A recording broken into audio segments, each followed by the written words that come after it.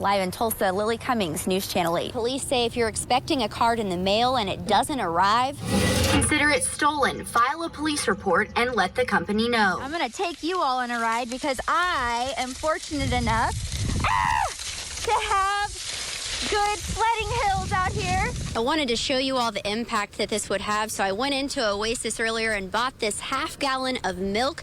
Without the grocery tax, it would have saved me 13 cents. And it was all caught on camera. You can see the concrete below me here.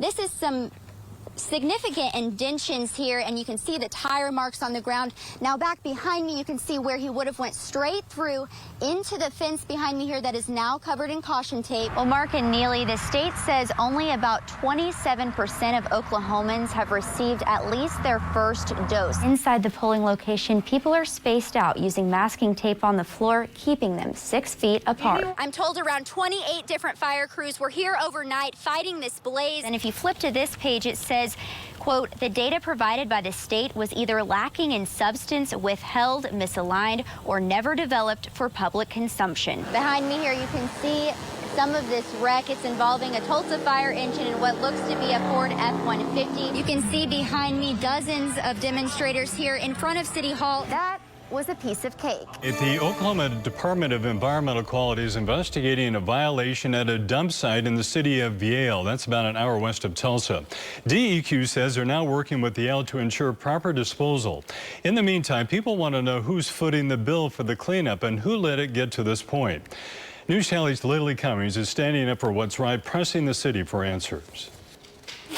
We had permission to be on these tribal lands that back up to a dump in Yale. I see tires, I see shingles, I see siding. Who all knows what's in the pile? 6-foot volume. That's what you'll find for about a half-mile down the road. It's supposed to only contain tree limbs. Somebody needs to be held accountable for this. So how did it get to this point? This is the gate to get onto the city dumping ground, and someone has to have a key. Patrick Elliott's land backs up to the tribal land, and he's concerned that this stuff has made its way into the soil and water that flows into Keystone Lake. A half a mile from here, my family owns land that this floodplain goes into. The city manager and chief of police, Philip Kelly, told us he couldn't meet us for an interview, but that there were already dumpsters there to clean up. They are going to foot the bill for an illegal dump site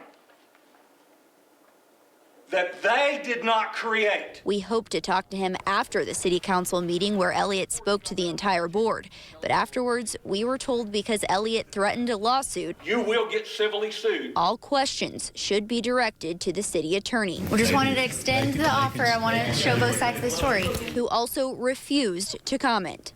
In Yale, Lily Cummings, News Channel 8. News Channel 8's Lily Cummings was there for the rallies. She kicks off tonight's team coverage. What started as peaceful demonstrations after the Black Lives Matter mural was removed from Greenwood. Removing that mural is absolutely a mirror on what is going on in Oklahoma, what is going on in Tulsa. Ended in some protesters painting BLM on the street in front of City Hall. I've never seen a street get redone that quickly in this city. The Good Trouble Black Lives Matter protest started here at the center of the universe before marching to City Hall. Black Lives Matter! Black Lives Matter! And leaving their mark. It's a statement. It's definitely a statement. Nearby, a rally called Never Again 1921 began in Greenwood, also marching to City Hall. They arrived to find the other group of demonstrators, fresh paint and police. Who painted it? Who, if it was an ally, we want to ask our allies to support us in silent solidarity. That march ended peacefully back in Greenwood. But the rally that began at the center of the universe ended in some of their demonstrators getting arrested. One man, Jess Eddy, was with them from a group called Whites Against Racism out of Oklahoma City. At times, things got tense. I need everyone to clear the street now, or you're going to be arrested. But violence was never used by demonstrators or police. Peace is the way. Amen, amen, amen. In downtown, Lily Cummings, News Channel 8. Imagine you're a senior in high school looking forward to graduation, and then all of a sudden, much of your life goes up in smoke. Well, that's what happened to the graduating class of Booker T. Washington High School back in May of 1921. Tonight, we're getting a first ever glimpse of their lives and the days leading up to Tulsa's bloody race massacre. As News Channel 8's Lily Cummings report, it's coming from a century-old yearbook that thankfully survived. May 1921, and Booker T. Washington High School is finishing the semester. For the class of 21, it's a time to dream big. But before May is done, those dreams will turn to nightmares. Booker T. will survive the deadly massacre, but most of Tulsa's thriving black community, Greenwood, will not. Today, blocks away from where the school stood then is Greenwood Cultural Center, where Rocky Bright is a board member. To be in this building, they made a special case for us, but we have to maintain masks. We sat down with him to discuss something he discovered about 4 years ago. Just surfing on the internet, researching just Tulsa history. And as I'm clicking through, I thought to myself, not a lot of people know that this exists. What he found was as close to a time capsule as we may have to understand the Greenwood community in its heyday. The 1921 Booker T. Washington yearbook. When you were first flipping through this, what were your thoughts? Well, I was in awe as a Booker T. Washington graduate, and just holding the yearbook and seeing the individual stories and the plans for these students and the happiness and just the environment of not knowing what the future soon held. It was great. And it was heartbreaking at the same time. The yearbook would have came out weeks, if not days, before the massacre. We wanted to see what students today think of it. I have the 1921 Booker T. yearbook. Really? My heart just sunk. My heart literally That's just like, that's like an artifact, honestly. The students and Booker T. teacher and alumna Kia Hightower had never seen the yearbook and didn't know it existed. So we gave them time to flip through and take it in. I did not know that. See, they keep more secrets from us, man. We laugh to keep from crying. That's frustrating. Dang. Most of the evidence of the massacre was hidden, with little left to tell us about Black Wall Street. But the Rudisill Library has a copy you can check out.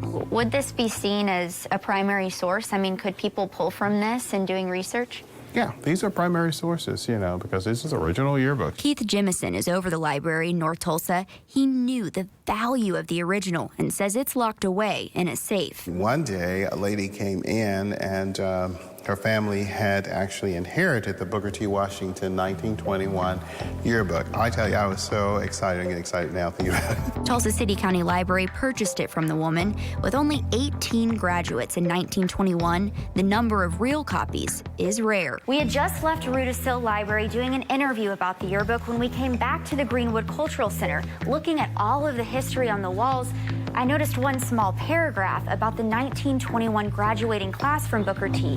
It says that graduation was the very day of the race massacre. Instead of celebrating with a ceremony and prom, the students watched as their community was burned to the ground. But before the bombing, murder, and injustice, the yearbook also shows how Greenwood was thriving. In the back, ads from original Black Wall Street businesses. What legacies have been lost? What legacies have been stolen, and what mom and pop stores would be national and international brands by now? In 100 years, what do you hope North Tulsa is? I hope it's booming again. We were a thriving community, and we still could be a thriving community, but again, we have not seen any reparations. Without justice, Booker T. persevered. Now this yearbook serves as inspiration to remind students today what they're a part of. My grandparents and my uncles and my aunts, every time they talk about the school, it's always like you can see a light in their eyes in a little bit. No matter what year you graduated, that rings true. With joy, we once did greet you, but with sadness, we depart. And though we are to leave you, we go with an aching heart. When folks my school should like to know, we'll look them in the eye and say with pride and gladness, we hail from Washington High. To read that they felt the same way in 1921 as I felt in 1997, that's a testament to the community. That's a testament to the community. A community that even one of the worst moments in U.S. history can't destroy, and time can't tear apart.